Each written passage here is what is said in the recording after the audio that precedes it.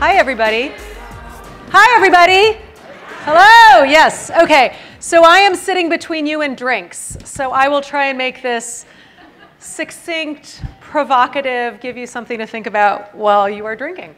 I was told that the theme music was picked specifically for me. I'd like to hear more of it later because I'm still not quite sure what it is, but then I'll have to figure out why. So I'm Christine So. I'm here at the end of the day. I was asked to wrap things up, and it's a unique challenge because it means that I've been really listening all day long, trying to identify themes, think about what we've been talking about. I also have no slides. There are no slides. You will not see any slides besides the one that's behind me. And you know, it's been an interesting day, and last year when I was here, I referred to SwitchPoint as mental yoga. And I continue to feel that way. You know, I come here, I'm encouraged and pushed to think outside of the usual things that I think about every day. And so once again, it's a pleasure to be here. And thank you, Pop. Thank you, IntraHealth, for giving us this venue. So I spend a lot of my time thinking about complex landscapes, specifically around global health, but more broadly around the Sustainable Development Goals and the development agenda in general. And so, you know, what does it mean to be working in a faster-paced world, in a more complex world? And how do we adjust to that? And how do we operate in that? And how do we even try to thrive in that? And so somebody earlier today said the complexity of challenges is outpacing our ability to respond to them. And I think that's true some of the time, but I also think that we've got quite a capacity to respond that surprises us even when we are feeling doubtful. I'll also say, you know, I'm the mother of several children and nieces and nephews and people that, you know, I'm responsible for, and I think a lot about what does it mean to be a parent guiding these people through the world. They ask me things about things that scare them. And then I have to say, well, things scare me too. And we live in a scary world, and is it as scary as we think it is? And actually, when I was taken off to go to the green room, the poet was talking about fear, and I thought, oh, well, how appropriate, because I'm going to talk about fear as well. And so, you know, a question that I ask myself, and that I spend a lot of time thinking about is, are things really as bad as they seem? Are they really getting worse? Are they as scary as they may seem to us on a daily basis? And I've actually I think, firmly fallen into the camp that, in fact, I think some of this is a phenomenon of the fact that we are in a perpetual state of information overload. So, in fact, if we think about and we have to use our imagination for this, but if we think about the days when we didn't have constant information bombarding us 24/7 about all the terrible things that are going on in the world, many, many terrible things were going on in the world that we just didn't know about. And we could close our eyes and pretend that things were fine, but we know that there was repression. We know that there was oppression. We know that there was persecution. We know that there were terrible things going on that we're just outside of our purview, outside of our momentary ability to perceive. And so now we live in this context where we're constantly bombarded with information. And I think it's also important to remember that a lot of this information is not value-free, far from it. And I was struck recently, unfortunately, by the horror of what happened in Kenya, in the university, with the terrorist attack, and the stark difference in reaction between that happening and the terrorist attack in France and the global response around Je suis Charlie. Because we didn't see the kind of response to the attack in Kenya, which was exponentially worse, if you count bodies, than what we saw in Paris. We didn't see that.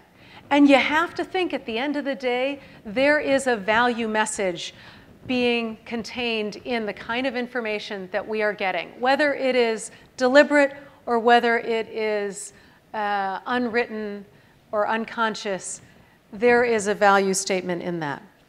And so we get to this idea about how information is being transmitted and the threats that we are faced with. And most of these threats are real, but are they, in what level of order are they real? Are they real as everyday next-door threats, or are they exaggerated threats? And I think, thinking about all of the discussion that we heard, especially this morning around Ebola, Ebola is a perfect example of this, because we in the United States were freaking out.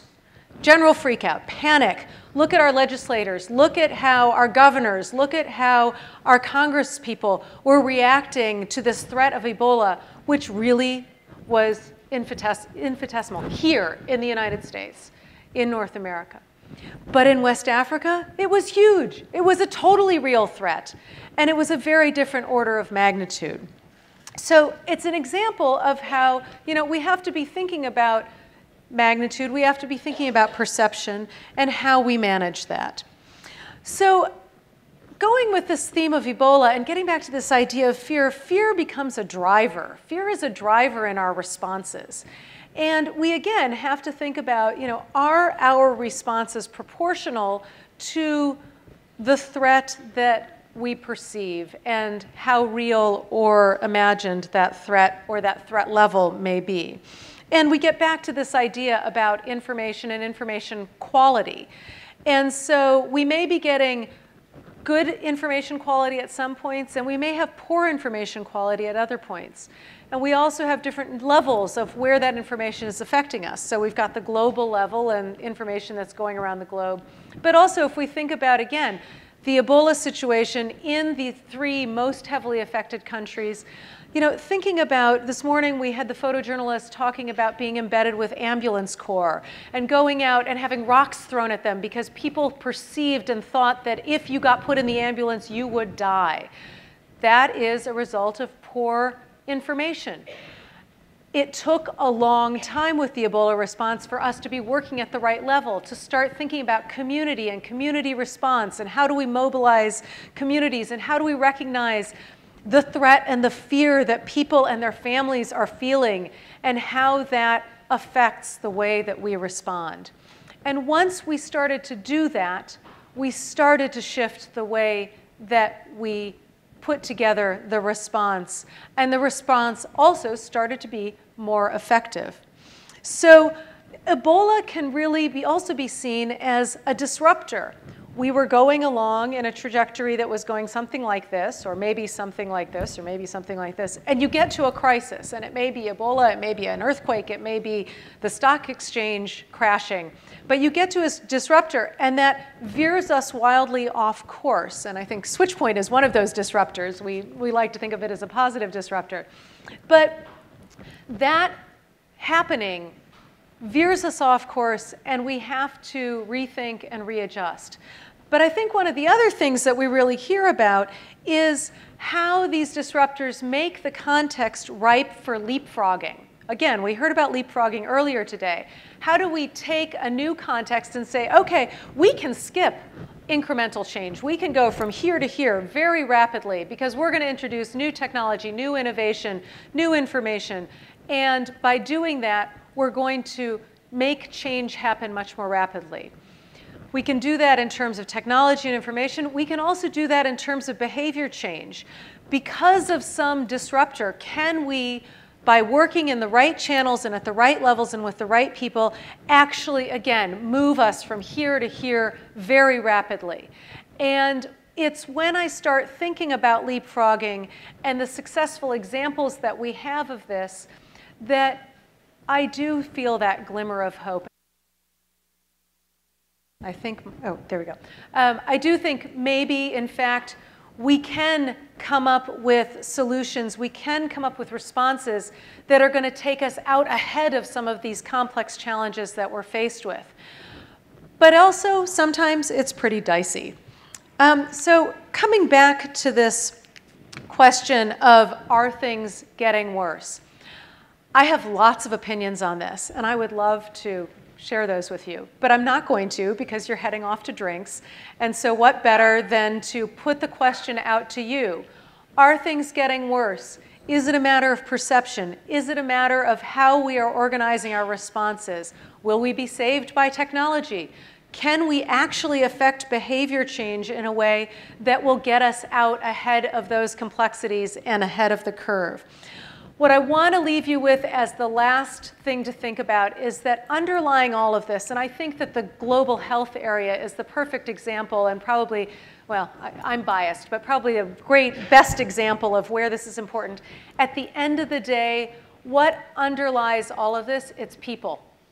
It's people. When we saw those photos, who's there? It's the people, it's the families. Who's in this room? It's all of us. We are all individuals. We all have our own personal contexts that are leading us and pushing us to be engaged in this area.